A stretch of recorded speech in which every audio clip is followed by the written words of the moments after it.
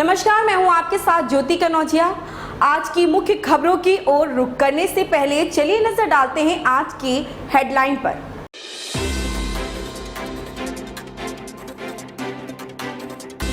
तेलंगाना भाजपा अध्यक्ष नजरबंद, भाजपा से नजदीकी का मिला यह सिला। भारत बांग्लादेश बस सेवा 2 साल बाद फिर शुरू। अमेरिका में फिर चली गोलियां।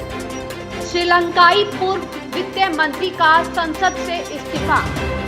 राजधानी में प्रदूषण का 64% हिस्सा बाहरी।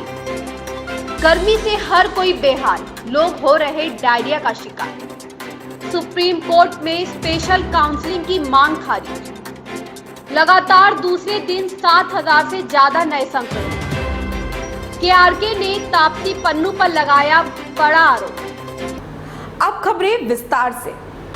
तेलंगाना प्रदेश भाजपा अध्यक्ष बंडी संजय कुमार को हैदराबाद में उनके घर में नजरबंद कर दिया गया। वे राज्य की सरकारी बसों के किराए में बढ़ोतरी के विरोध में आंदोलन करने वाले थे।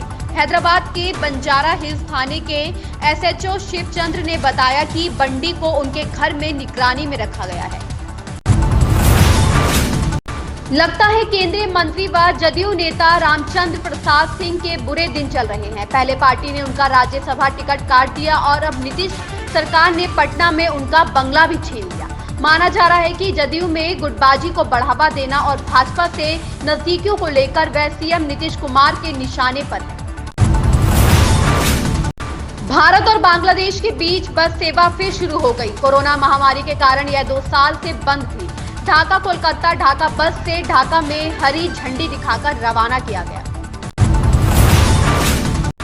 अमेरिका में गोलीबारी की घटनाएं कम होने का नाम नहीं ले रही। यहां के फिलाडेल्फिया में गोलीबारी की एक घटना में 3 की मौत हो गई थी। इसके बाद उत्तरी मैरीलैंड में फिर से फायरिंग की घटना सामने आई है।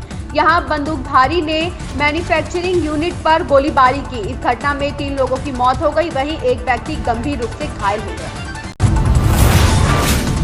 श्रीलंका के राष्ट्रपति गोतबाया राजपक्षे के सबसे छोटे भाई और देश के पूर्व वित्त मंत्री बेसिल राजपक्षे ने संसद की सदस्यता से इस्तीफा दे दिया है। पत्रकारों से बातचीत में बेसिल ने कहा, मैंने इसलिए इस्तीफा दिया है ताकि श्रीलंका पोदुजना पेरामुना उचित व्यक्ति को नामित कर सके।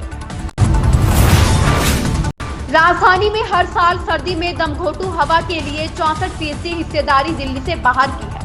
प्रदूषण के लिए पराली जलाने व खाना पकाने के लिए इस्तेमाल होने वाले ईंधन को जिम्मेदार ठहराया गया है। उक्त तथ्य council of energy, environment and water द्वारा अध्ययन में सामने आई है। गर्मी से हर कोई बेहाल है, ऐसे में डायरिया के मरीजों की संख्या अचानक बढ़ गई है। बच्चों से लेकर बुजुर्ग तक डायरिया की चपेट में है। जिला अस्पताल की ओपीडी में हर दिन उल्टी, दस्त और वायरल फीवर के 150 मरीज पहुंच रहे हैं।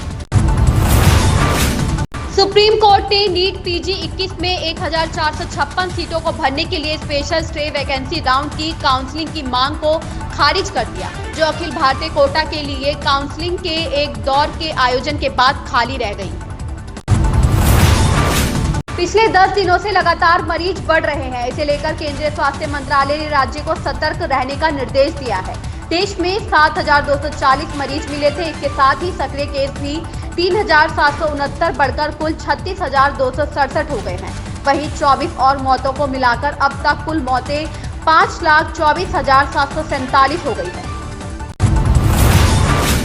अक्सर अपने बयानों को लेकर चर्चा में रहने वाले कमाल राशिद खान उर्फ केआरके एक बार फिर सुर्खियों में है। केआरके ने हाल ही में ट्वीट करते हुए लिखा, ताप्ती अपनी बहन से बहुत नफरत करती है, इसलिए वह उन्हें एक्ट्रेस नहीं बनने देना चाहती, क्योंकि उन्हें पता है कि उनकी बहन बड़ी सुपरस्टार बनेगी और फिर कोई भी फिल्म में ताप्ती को नहीं लेगा। इसके अलावा उन्होंने एक और ट्वीट किया जिसमें वह एक्ट्रेस की बहन को फिल्म में रोल देने की बात कर रहे हैं। उन्होंने ट्वीट में लिखा, ताप्ती, क्या मैं अपनी आने वाली ब्लॉकबस्टर फिल्म देशद्रोही 2 में आपकी बहन को लीड रोल में ले लूं? ऐसी ही ताजा तरीन खबरों से रूबरू होने के लिए बने रहें हमारे साथ।